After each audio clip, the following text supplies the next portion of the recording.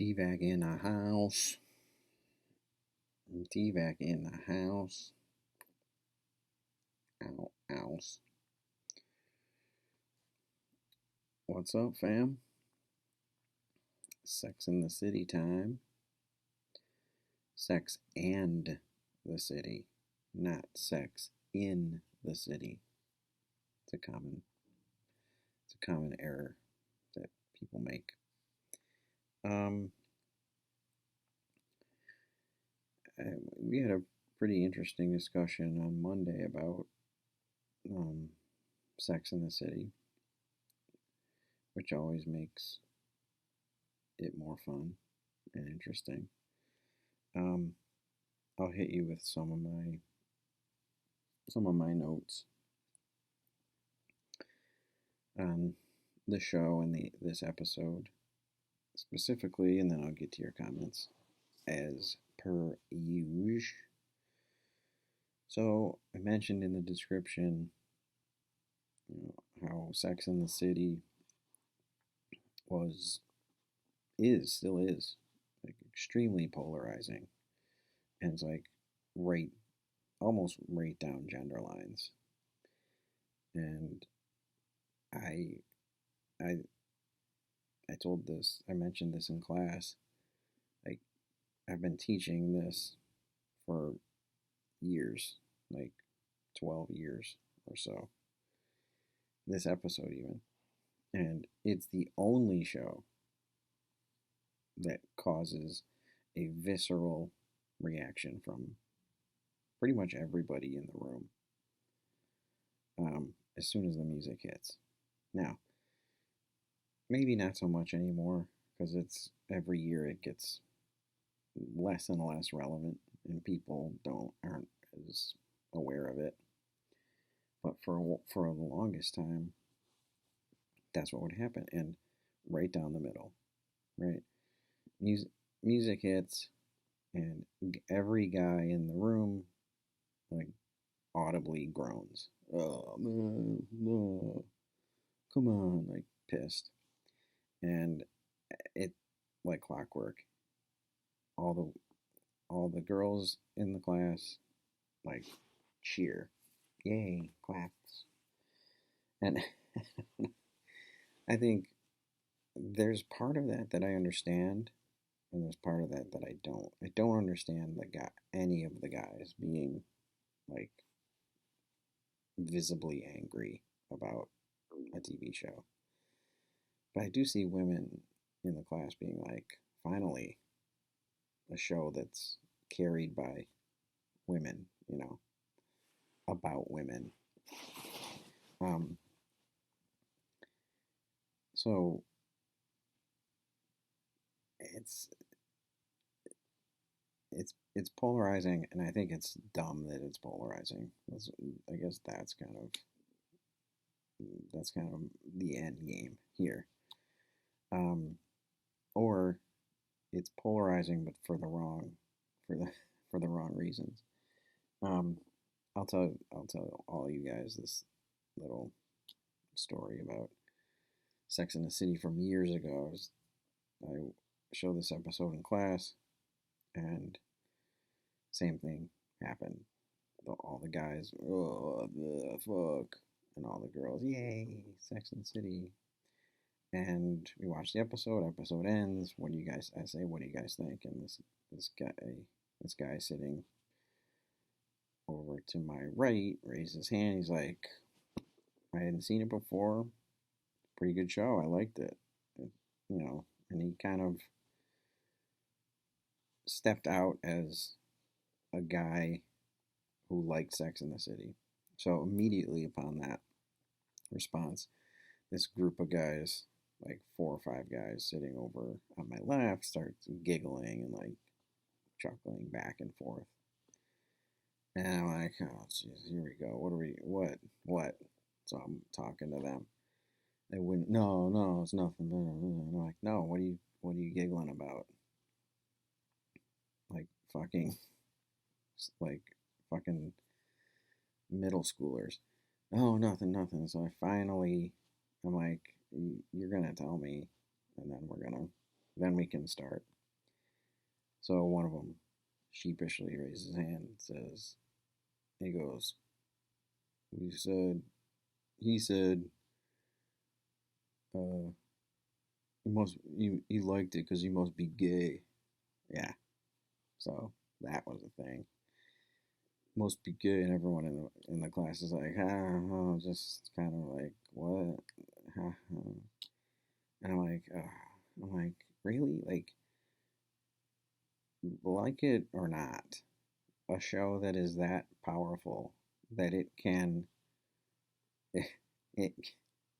it can change your sexual preference must be doing something right, I guess, if it they gave this show that kind of power, right? And people did. And that's when I first started to think about it in that way, like, why are men so opposed to it? And that's the primary one. They think, oh, it's a girl show, so it's a chick show. So if you watch it, you're gay. Like, oh, it drives me crazy. So my response to that was, well, if watching Sex in the City makes you gay, then fuck me up the ass because I've seen every episode. And everybody kind of laughed. It wasn't, I think I made my point. Like, hey guys, a TV show can't make you gay. And just just all of the stigmas that are attached to the show. It's like there are very few shows that have the same kind of stigmas attached. Now there's lots of crossover, I think, in viewerships, and I don't think anyone would say that anymore. Like, part of it was the time it was produced, 98 to 2004, 3 or 4. And it's just so obnoxious that you have, before you can even have an intelligent discussion about it, you have to work through all this bullshit, right? Um, and then I started thinking about it more. So we watched this episode. I'm like, it really, that reaction of women love it, men hate it, doesn't it's not even logical. Like, what, from a male perspective, what's not to like about Sex and the City? It's like 90% about sex. And you see boobs. In this episode alone, there's like two, four, two, four. There's like 6 boobs in it. And like, sex and boobs, like, those are two of the things on the list of what it takes to be a man in this country. No? Boobs, sex, like being obsessed with sex, tools, well, that's twins, I guess, right? Tools, meat, booze, trucks. But anyway, it's one of them. And women should be bothered by Sex in the City and and what it represents. They should be the ones who are annoyed and groaning when the show comes on, because as you'll see through this video, man, we're all kind of your comments too. We're like it's the push and pull of feminism that I call it. And I'm teaching this funny women class. We talk about it a lot, like the push and pull, the back and forth of feminism. Like, it like any movement. You take some missteps, you make some leaps forward, only to be pushed back. You know, and hindsight lets us look at those things differently. But if anything, men should love the show and women should hate it, if you really break it down. But we don't like to really break things down. So, um, so I'll just give you my boilerplate Sex in the City stuff before I get to your comments. I I love the show, like I said, and the push and pull of feminism. The push was for this really hadn't been done before. Four main characters, all independent women representing more of a breadth of femininity or womanhood on TV. Huge. I mean, that's a huge one. It's going to take several pulls, several steps back um, to eliminate the significance of that. So you have Carrie, Charlotte, Miranda, and Samantha, and I can't remember who it was, but we kind of broke down their characters. Might have been RB Dubs. Um, yeah, the hopeless romantic. Charlotte's the hopeless romantic. I would call her more traditional, right? She's the throwback. She's all she cares about is finding a husband and getting married, and she's the prude of the four. Um, the new mother, which is Miranda, the redhead. They're also brunette, redhead, and then two blondes. And then the independent woman or the everything woman is Carrie, and she seems like that. And then the sexually, the hypersexualized character, Samantha. Samantha's supposed to challenge the whole stud versus whore dichotomy, double standard. So this is the first time that we were seeing multiple ways to define women. Now, the that's the steps forward, steps back start to occur when you're like, well, there's more than just them. Like they're all kind of pretty rigid stereotypes too. So you have what happens with TV is a lot of girls specifically would latch on to those identities. And I mean, I'm sure you've heard it. It's still referenced on social media and things like today. Like, I'm such a Charlotte. Like, I'm a Carrie.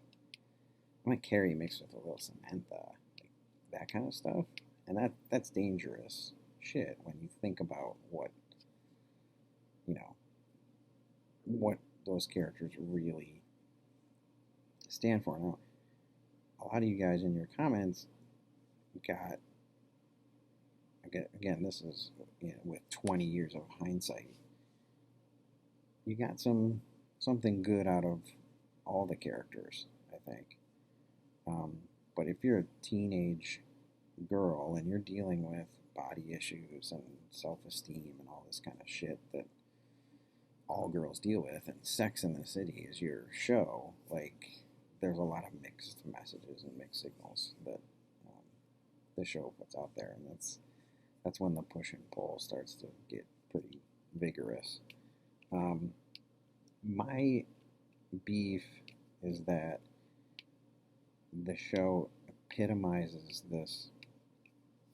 the exploitation of feminism, basically.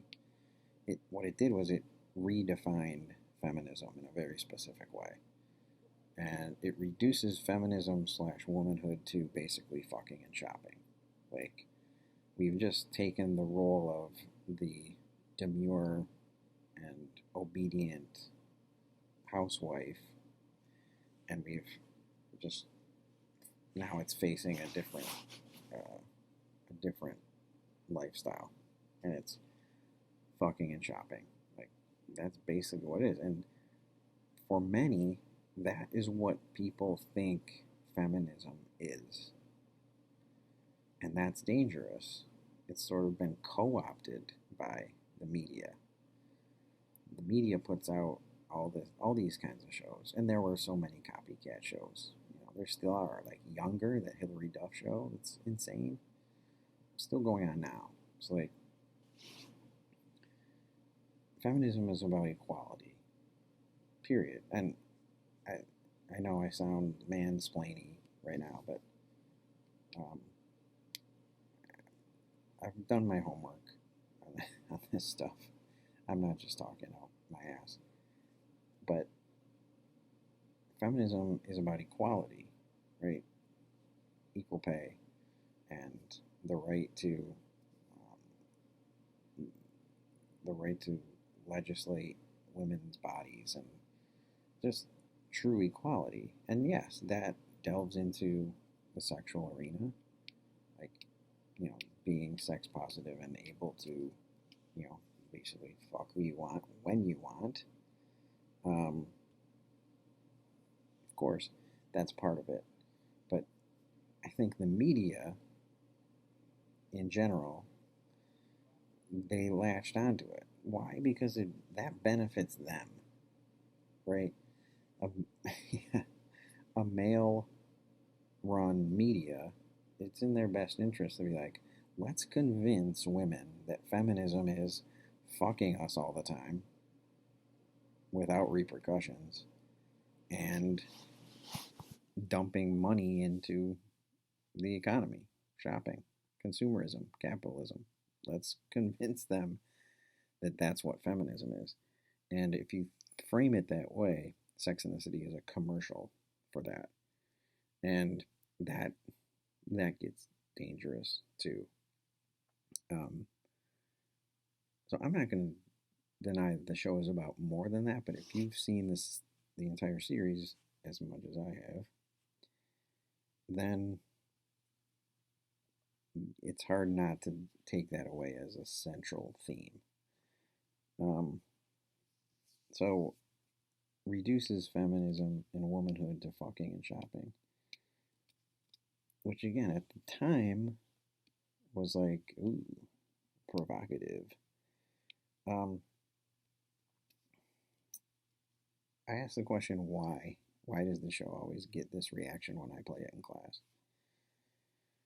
I think we arrived at this idea that I think women want to see it because they want to be represented. I'm fully aware of how this my courses work. If you're going chronologically, women are absent from a lot of the discussions up until the late 80s and the 90s into the 90s. And even then it's a largely flawed endeavor to talk about, or you know um, or whatever. um, so I women, that makes sense. And a lot of you, like, men don't aren't comfortable with confident women. Like, still, like, maybe you are now. I mean, Leo gave the show a 7.1 out of 10. So, I mean, that's progress. But it's I, it's this fear. It's a fear. But it's funny that the watching it makes you gay was the reaction. Like, how long ago was that? 15 years ago. That was the reaction, right? You can't watch it because that means you're gay. And now the reaction is men aren't comfortable with confident women. So I guess that's a progression some way. I think it's probably accurate. Um, that's just it. It's asinine when you think about it. That you would audibly be angry about confident women is sad. Um, backwards. My point is this: I think this isn't just Sex in the City. Sex in the City was the torchbearer for this idea of men in power saying, "Okay, how do we deal with feminism? Well, let's give them a show that looks empowering to women, but on the down low is basically for us, right? To line our pockets and to fuck our dicks, I guess." um, there's a great Key and Peele sketch about the same idea, how it's to men's benefit if we if we pull this off, right, it's to men's benefit if women associate empowerment with sexuality. No? Like, we win in that scenario for the most part. And I always ask, for 15 years I've asked, is sex the battleground that we should be choosing to fight on, and not wage inequality, and not, you know, governing of women's bodies and the right to choose and all of the, aren't those the things that we should be arguing about and fighting for and trying to make progress with, not how many guys can I fuck? Like, that's, it seems like it's this great, it's the greatest con in the world, is the convincing of women that their empowerment is exclusively tied to their sexuality. And that's what this show is largely about. I wrote this as I was watching on Monday, and men are, laughing all the way to the bank, saying to the, saying, "Hey, keep fucking us for equality," right? It takes the focus away from actual equality and from the things that really matter. Now, I'm not saying that women shouldn't be as sexual as they are. I'm not saying that. I'm saying that don't let it define the movement. Don't let your or our notion of feminism be this. It seems the lowest common denominator in many cases. Um, you know, the Bechdel test. I'm sure you guys have heard of the Bechdel test. It was developed to sort of analyze female representation in the media, movies and TV, most specifically. And it just tracks whether there are two or more female characters talking to each other about something other than men. And I'm pretty sure it was invented because of Sex and the City. Because, yes, most scenes are women talking to women, but most scenes are also women talking to women about men. So that's part of the push and pull of feminism, right? Um, Push and pull of feminism. Independent women in their 30s who are still single and don't really care. I mean, Charlotte does. Miranda has a baby out of wedlock by accident. She certainly wasn't looking to be a mother at that time in her life. But all those things are positives. But when they become the exclusive uh, ideals of your show, is when they start to sort of deteriorate. Um, I've mentioned this before in class. I think. Maybe I haven't. But there's the idea that women who are mothers and wives are somehow instantly removed from any feminist discussion because you've sort of gone over to the dark side or whatever. And that's bullshit. I mean, that's this episode specifically kind of shows how Miranda is immediately exiled because she has a kid, and Miranda's pissed about it. Oh, I got this fucking kid here, you know. She thinks she can't still be Miranda, quote unquote. Um, it's like the Mom Jeans SNL commercial, right? Because you're not a woman anymore, you're a mom. That's one of the lines from that commercial. That's a sentiment that runs deep in this culture. Is like, once you sort of, you take yourself off the shelf, off the feminist shelf. You don't really have a say or a vote for women's equality. You're not a woman anymore in the eyes of most of um, the country. And if you're a Sex and the City feminist, same. Um, what else we got? Yeah, the line from the show: "You're a mother, but don't worry, I won't tell anyone." Right.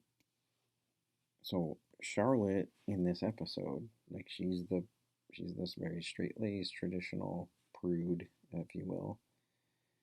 She succumbs to the fuck and shop feminism, right? Because she betrays everything that she stands for, which is traditional values and marriage and all that stuff, because someone told her, hey, you know, if you don't fuck somebody, there's something wrong with you, like that kind of thing. So just, and the characters do twist in this episode because Samantha is obsessed with Richard in this episode. You almost never see her like that um, in the entire show, right? And so she has flipped over, and so has Charlotte. But it's all based on this idea of fucking and shopping, I guess. Emphasis on the fucking. Carrie sees her future. She sits down at the counter next to this old lady, right, eating lithium laced ice cream.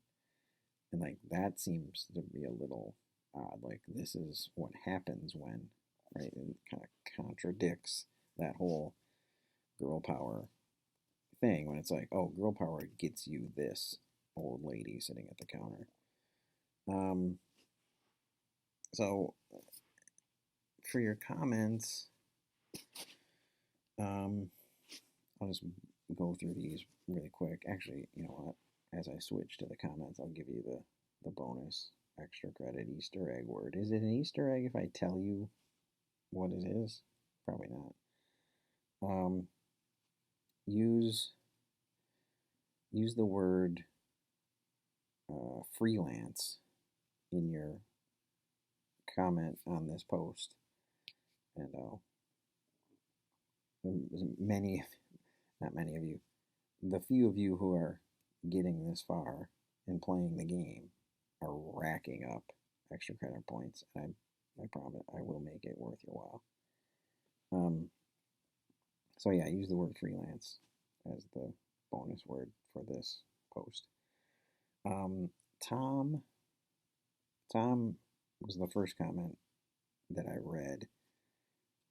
So he mentioned the confidence of women that intimidates men, and I would come to find out many of you guys echoed that statement, or he echoed many of your statements. So good job on everybody doing that. But Tom also mentioned how different it would be if the four main characters in Sex and the City were men. And I was like, well, Tom, that show does exist, and it's called Entourage, and it came out in direct response to Sex and the City. And it was, I mean, it was what you would expect. Um, and you're right, no one gave a shit about it in that way. I'm just like, oh my god, these men are just, and I watched Entourage, but I wasn't like fucking Entourage, yeah, let's go turtle, right? And it was more flawed than Sex and the City. Let's put it that way. Um, but it was almost like Entourage came out and was like, "Oh yeah, we're gonna do a Sex in the City for guys." Like, how trite, fucking weak is that? Matt and Lizzie both mentioned this, the the connection to Friends and like the romanticized version of New York City or single life in New York, right? Um, they're living fucking fairy tales. And if you look at Sex and the City, it's like bright and glorious, and you know everybody is so witty and quipping back and forth, and they don't really fucking go to work ever, and they have disposable income. I'll tell you right now, Carrie is a columnist for a paper equivalent to the New York Post. Like, she's not making enough money to do the things that she does. And Miranda's never at work. It's just alluded. Oh, hey, she's a lawyer. So yeah, that's problematic too for all the same reasons that Friends is, um, in that way. And Lizzie also mentioned,